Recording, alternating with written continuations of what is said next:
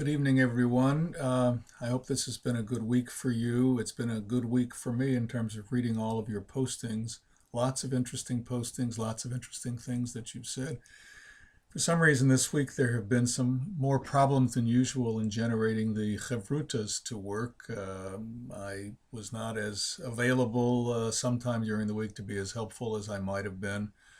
But remember, these chevrutot are intended to really help you move forward, and sometimes you can do it not so on the computer if you want to. I'd like to be there. If I can't be there, you should continue on your own. Those who are working with Hebrew have a different kind of problem, but if there's no Hebrew,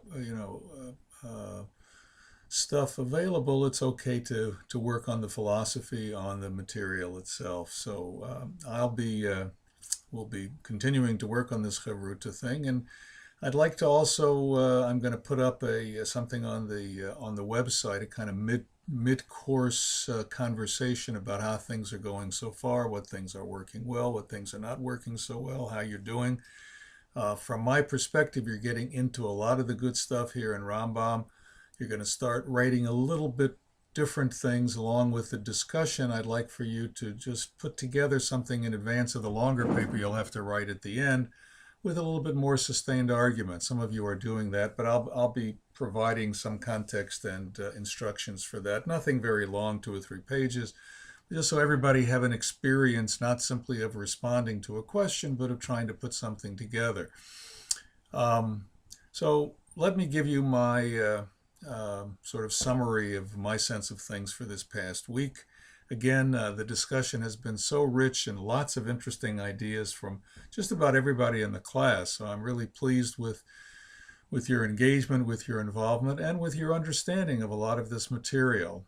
I see there has been one entry into the sort of coffee house, and I appreciate that. Of those of you who are having sort of general thoughts about Jewish life, Jewish philosophy, whatever, that's a place that you can put that forward.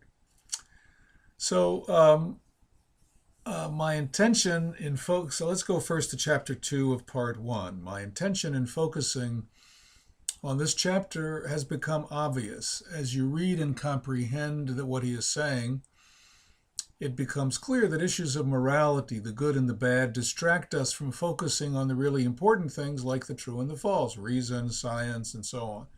Remember, man, a human being, is a rational animal.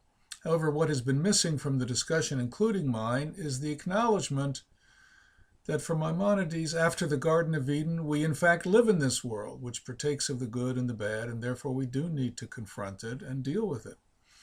But it is Maimonides' clear advice that we shouldn't mistake the issues of morality as issues which have ultimate value. What is really important is reason, intellect, and understanding. He would admit that everyone, including the elite, should act morally.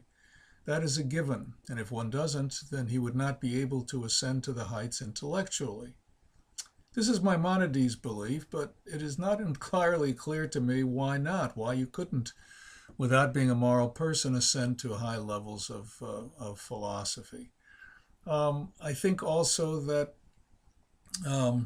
it feels sort of off to us to see that morality is relegated to a lower status, and sort of science and rationality is sort of a higher status. It sounds a little bit like the mad scientist who does things without any sense of morality, and just as after trying to figure things out with experiments and so on, even using humans to do things and so forth. I think it's an important feature. I think it's one of the main differences between the medieval world and the modern world. But I don't exactly know how to get out of this. For Plato, he believed that the person who knows the good will do the good. I'm not sure that Aristotle necessarily had that view, but we can talk about that as the course continues. The other question relating to this first act of disobedience still remains. If Eve didn't have free will at the time she ate from the tree, how could God hold her responsible? I am still rather puzzled by this question. As I sort of alluded last week, I think I began to talk about this, I would take a bit of a different tack and say that human beings were given free will from the beginning. But it was only when they experienced the disobeying God that they had the, quote, knowledge of good and evil. The word da'at there can really be translated as experience, as we know. This intimate knowledge which involves experience, yodeia, as a sexual intimacy as well. At that point, they changed forever once they ate from the fruit of the tree. They now had the experience and knowledge that they could be like God, i.e., they could challenge God and act against his wishes. That realization was my understanding of the knowledge of good and evil. As far as the attributes are concerned, your discussion and my responses have covered most of the issues. As you have seen, the discussion by Rambam is somewhat complex and technical at times. However, what he is driving at is not so complicated. We do not have language to use to talk about God. When he talks about the attributes of action, what he really is saying, I think, is that all of our language about God should be understood this way. Whatever our phrasing, whatever our images, whatever our claims are, the only things that we can know about God are our experience of the world of creation, which he is responsible for somehow. Whenever we find anything said about God in a positive way, from the Tanakh to the Talmud to later literature, those statements should be understood in the context of positive attributes. That is, for the masses, for the common man, they should be understood that way. For the elite, all those statements need to be understood as negative attributes and as the negation of privation.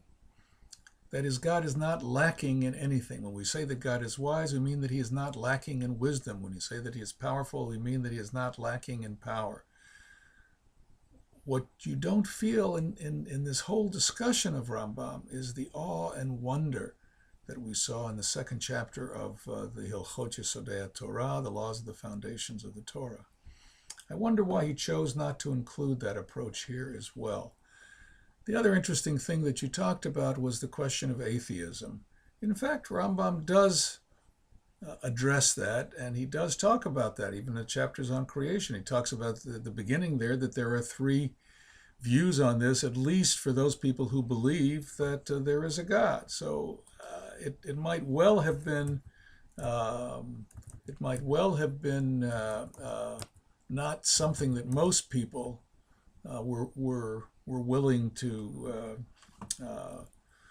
that most people were willing to accept or address, but it certainly was an issue that Maimonides himself was willing to talk about. Seems I've lost my notes. Oh, here they are back. Let's see if I can get back to them. Something happened all the way at the end of my document. Just finally, but I think that this question of the danger of for people who have no way to get any kind of relationship to God, for people who have no way to think that they are connected to God, when we take everything away from them, we can't say words about them, everything has to be negative. That's very confusing and can lead people to a very, very bad place in a number of ways, and we'll see that as we continue to read the guide. All of this is wonderful preparation for our study next week. We will focus on the chapters on creation and also look at some material from Aristotle. Creation is indeed a fundamental principle from Maimonides. We will explore why it is so crucial and what the importance of the distinction is between creation out of nothing, creatio ex nihilo, in the Hebrew bria yesh me'ayin, something from nothing, and on the other side, the eternity of the world, in Hebrew kadmut ha'olam, or the concept of yesh miyesh, something from something, that meaning something was always there.